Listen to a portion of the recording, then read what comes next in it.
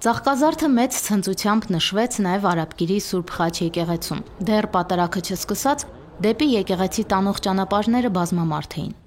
Ծաղկահյուս պսակներով եւ ուռենու նորափթիթ ճյուղերով զարդարված մեծ թվով երեխաներ էին մեծերի ուղեկցությամբ մասնակցում ծաղկազարդի տոնական պատարագին։ Սուրբ խորանը բաց էր, պատարագիչը Տեր Պարթև Քահանա Մուրադյանն էր։ Հավատացյալներն իրենց ուռենու ճյուղերը խորանին մոտ են դրել, որպեսզի ծիսակատարությունից հետո օրնված ճյուղերով վերադառնան տուն։ Արաբկիրի Սուրբ Խաչ եկեղեցին համայնքի ամենամեծ սրբավայրն է։ Իր աշխարհագրական դիրքի շնորհիվ միավորում է Արաբկիր, Քանաքեռ, Զեյթուն խոշոր համայնքները եւ որպես կանոն տոնական օրերին սրբատեղին միշտ է մարդաշատ։ Խորհուրդը հասկանալով շատ կարևորել ենք, եթե մնացած օրերին ինչ որ ձևով չէինք հարմարեցնում կամ գործերից ձենելով, այսօր անպայման որոշել էինք, որ պետք է այստեղ լինենք, ու մեր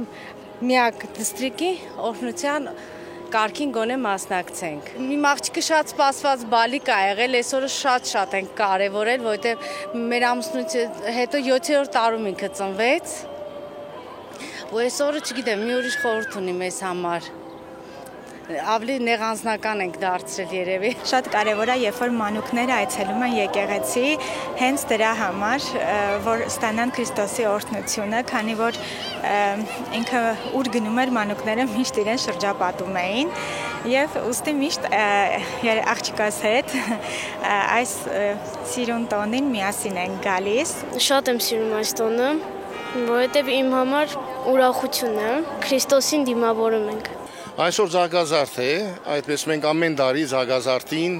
անպայման պետք է մեր հայկական եկեղեցիները այցելենք, հիշենք մեր սուրբ տոները կատարյալ ձևով եւ միշտ աղոթում ենք Աստծո, որ խաղաղություն լինի աշխարհում, նույնպես մեր հայրենիքում։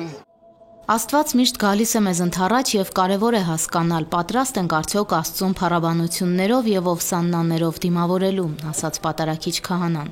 Նա իր քարոզում անդրադառնալով տոնի խորհրդին հորդորեց հավատացյալներին տերունական այս շաբաթը հարմար առիթ դարձնել վերարժևորելու մեր կյանքն ու սրբագրելու սխալները։ Հիսուս Քրիստոս այսօր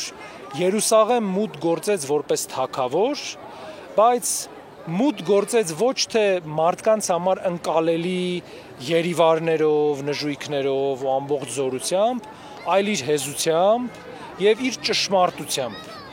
Եվ այսօրվա տոնը ճշմարտության հանրահռչակման տոն է, հա? Այսինքն մենք հասկանում ենք, որ ոչ հարստությունը, ոչ շքեղությունը, ոչ մի բան չի կարող զարդարել մարդուն եւ ճշմարիտ իշխանություն տալ նրան, եթե ճշմարտություն չկա մարդու մեջ։ Եվ հայրապետի տնօրինությամբ այսօր մանուկների օրհնության կարգ է արվում, որովհետեւ այս ճշմարտության առաջին ճանաչողները հենց մանուկներն էին։ Մանուկները ում չի կարելի ուղակի կեղծավորությամբ, այդ տարբեր խաբուսիկ իրողություններով գայթակղել ու ներգրավել, այլ միայն եւ միայն անկեղծությամբ ու ճշմարտությամբ։ Այստեղ ներկա մանուկները քեզ են խոնարհեցնում իրենց գլուխները։ Աղաչում են քեզ։ Պատարագի ավարտին օրհնվեցին եկեղեցում ներկա երեխաները։ Տոնական օրն ամփոփվեց ժողովրդական երգ ու պարով։